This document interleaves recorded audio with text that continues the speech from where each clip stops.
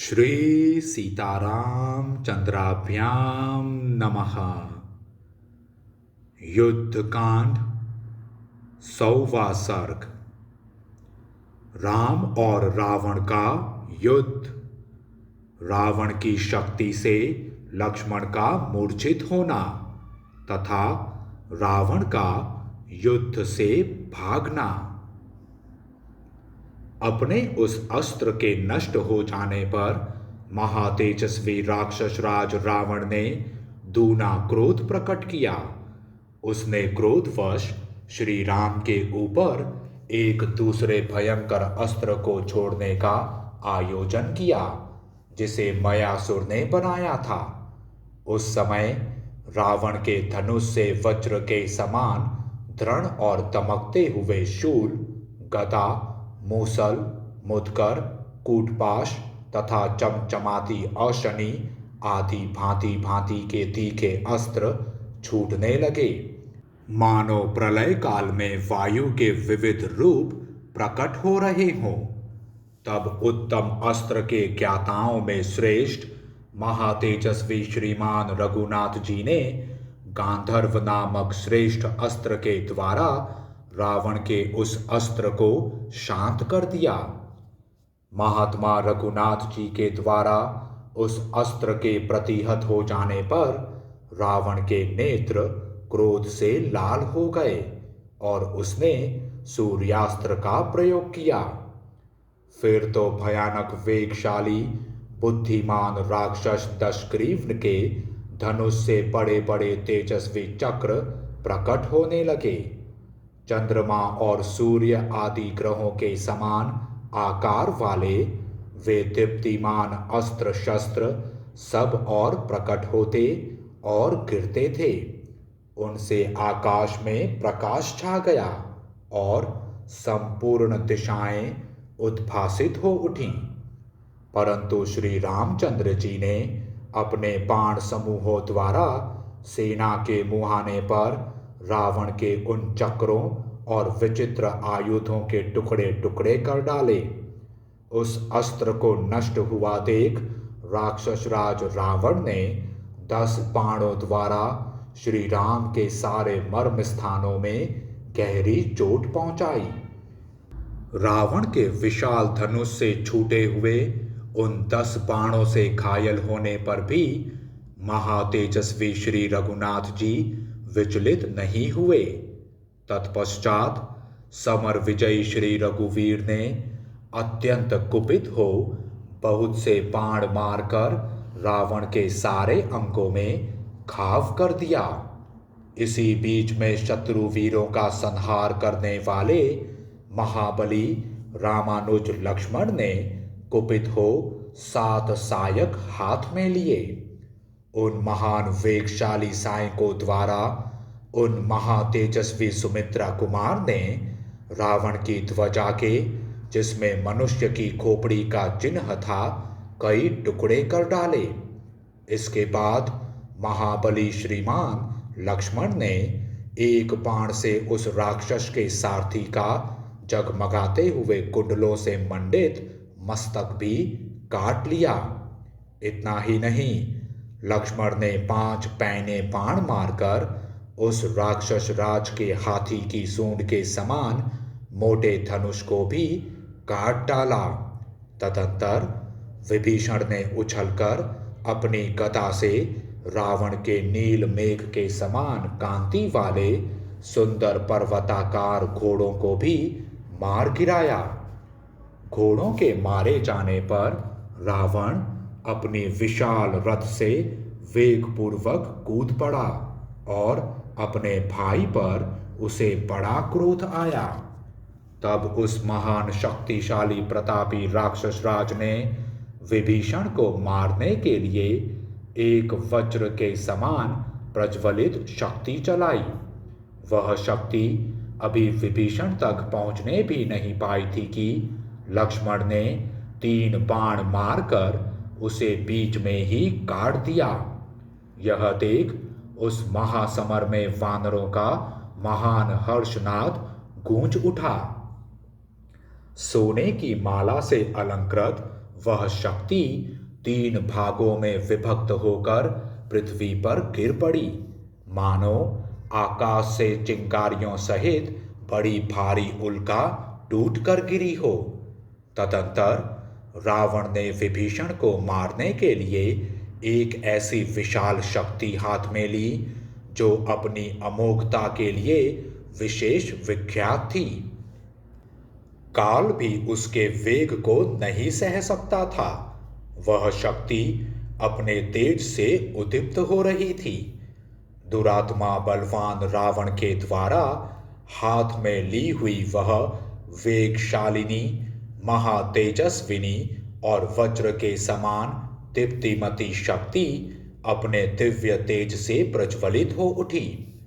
इसी बीच में विभीषण को प्राण संशय की अवस्था में पड़ा देख वीर लक्ष्मण ने तुरंत उनकी रक्षा की। उन्हें पीछे करके वे स्वयं शक्ति के सामने खड़े हो गए। विभीषण को बचाने के लिए वीर लक्ष्मण अपने धनुष को खींचकर हाथ में शक्ति लिए खड़े हुए रावण पर बाणों की वर्षा करने लगे। महात्मा लक्ष्मण के छोड़े हुए बाण समूहों का निशाना बनकर रावण अपने भाई को मारने के पराक्रम से विमुख हो गया। अब उसके मन में प्रहार करने की इच्छा नहीं रह गई। लक्ष्मण ने मेरे भाई को बचा लिया, यह देख रावण उनकी ओर मुंह करके खड़ा हो गया और इस प्रकार बोला, अपने बल पर घमंड रखने वाले लक्ष्मण, तुमने ऐसा प्रयास करके विभीषण को बचा लिया है, इसलिए अब उस राक्षस को छोड़कर मैं तुम्हारे ऊपर ही इस शक्ति का प्रहार करता हूं। यह शक्ति स्वभाव से ही शत्रुओं के खून से नहाने वाली है। यह मेरे हाथ से छूटते ही तुम्हारे हृदय को विदीर्ण करके प्राणों को अपने साथ ले जाएगी। ऐसा कहकर अत्यंत कुपित हुए रावण ने मयासुर की माया से निर्मित 8 घंटों से विभूषित तथा महाभयंकर शब्द करने वाली उस अमोघ एवं शत्रुघातिनी शक्ति को, जो अपने तेज से प्रज्वलित हो रही थी, लक्ष्मण को लक्ष्य करके चला दिया और बड़े जोर से गर्जना की। वज्र और अशनि के समान गड़गड़ाहट पैदा करने वाली वह शक्ति युद्ध के मुहाने पर भयानक वेग से चलाई गई और लक्ष्मण को वेगपूर्वक लगी।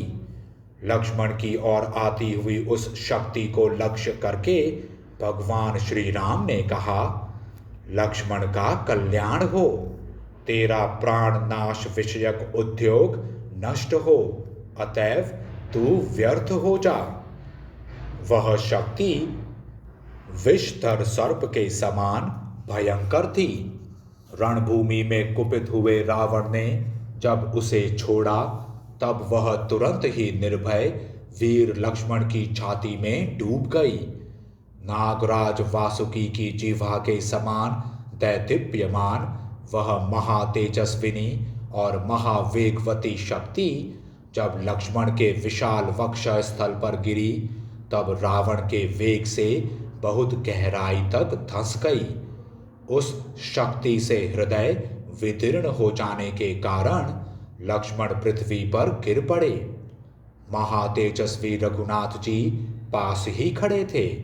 वे लक्ष्मण को इस अवस्था में देखकर भ्रातृ स्नेह के कारण मन ही मन विषाद में डूब गए। वे 2 घड़ी तक चिंता में डूबे रहे, फिर नेत्रों में आंसू भरकर प्रलय काल में प्रज्वलित हुई अग्नि के समान अत्यंत रोष से उद्दीप्त हो उठे। वह यह विषाद का समय नहीं है, ऐसा सोचकर श्री रघुनाथ जी रावण के वध का निश्चय करके महान प्रयत्न के द्वारा सारी शक्ति लगाकर और लक्ष्मण की ओर देखकर अत्यंत भयंकर युद्ध करने लगे। तत्पश्चात श्री राम ने उस महासमर में शक्ति से विदीर्ण हुए लक्ष्मण की ओर देखा। वे खून से लथपथ होकर पड़े थे और सर्पयुक्त पर्वत के समान जान पड़ते थे। अत्यंत बलवान रावण की चलाई हुई उस शक्ति को लक्ष्मण की छाती से निकालने के लिए बहुत प्रयत्न करने पर भी वे श्रेष्ठ वानरगण सफल न हो सके, क्योंकि वे वानर भी राक्षस शिरोमणि रावण के बाण समूहों से बहुत पीड़ित थे। वह शक्ति सुमित्रा कुमार के शरीर को विदीर्ण करके धरती तक पहुंच गई थी। तब महाबली रघुनाथ जी ने उस भयंकर शक्ति को अपने दोनों हाथों से पकड़कर लक्ष्मण के शरीर से निकाला और सम्रांगण में कुपित हो उसे तोड़ डाला।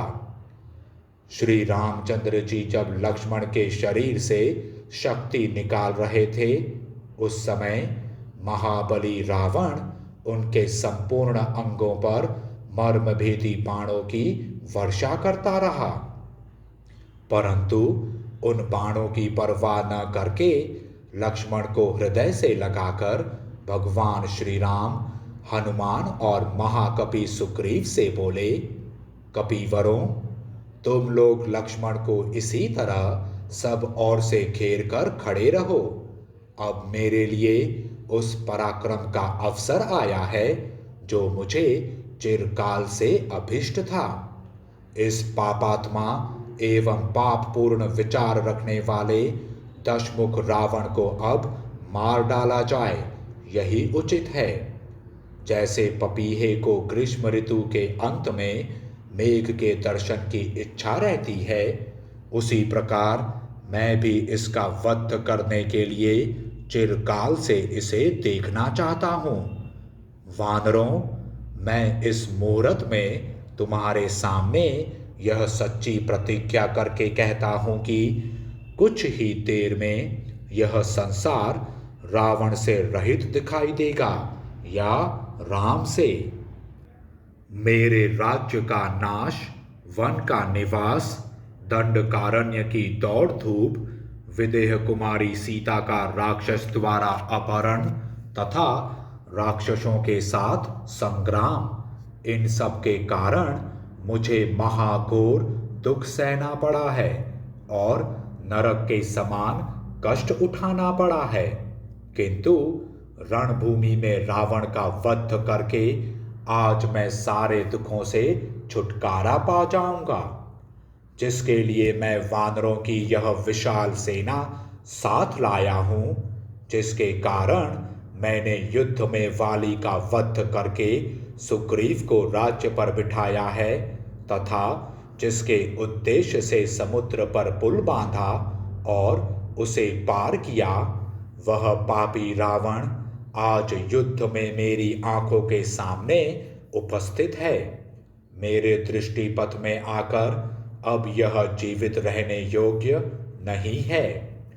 दृष्टि मात्र से संहारकारी विष का प्रसार करने वाले सर्प की आंखों के सामने आकर जैसे कोई मनुष्य जीवित नहीं बच सकता, अथवा जैसे विंतानंदन गरुण की दृष्टि में पड़कर कोई महान सर्प जीवित नहीं बच सकता, उसी प्रकार आज रावण मेरे सामने आकर जीवित या सकुशल नहीं लौट सकता।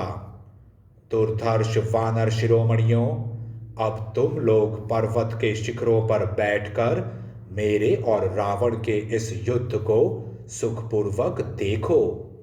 आज संग्राम में देवता, गंधर्व, सिद्ध, ऋषि और चारणों सहित तीनों लोकों के प्राणी राम का रामत्व देखें। आज मैं वह पराक्रम प्रकट करूंगा जिसकी जब तक यह पृथ्वी कायम रहेगी तब तक चराचर जगत के जीव और देवता भी सदा लोक में एकत्र होकर चर्चा करेंगे और जिस प्रकार युद्ध हुआ है उसे एक दूसरे से कहेंगे। ऐसा कहकर भगवान श्री राम सावधान हो अपने सुवर्ण भूषित तीखे बाणों से रणभूमि में दशानन रावण को घायल करने लगे। इसी प्रकार जैसे मेघ जल की धारा गिराता है, उसी तरह रावण भी श्री राम पर चमकीले नाराजों और मूसलों की वर्षा करने लगा। एक दूसरे पर चोट करते हुए राम और रावण के छोड़े हुए श्रेष्ठ बाणों के परस्पर टकराने से बड़ा भयंकर शब्द प्रकट होता था। श्री राम और रावण के बाण परस्पर छिन्न भिन्न होकर आकाश से पृथ्वी पर गिर पड़ते थे। उस समय उनके अग्रभाग बड़े उद्दीप्त दिखाई देते थे। राम और रावण के धनुष की प्रत्यंचा से प्रकट हुई महान टंकार ध्वनि समस्त प्राणियों के मन में त्रास उत्पन्न कर देती थी और बड़ी अद्भुत प्रतीत होती थी। जैसे वायु के थपेड़े खाकर मेघ छिन्न भिन्न हो जाता है, उसी प्रकार दीप्तिमान धनुष धारण करने वाले महात्मा श्री राम के बाण समूहों की वर्षा से आहत एवं पीड़ित हुआ रावण भय के मारे वहां से भाग गया। इस प्रकार श्री वाल्मीकि निर्मित आर्ष रामायण आदि काव्य के युद्ध कांड में 100वां सर्ग पूरा हुआ। जय श्री राम।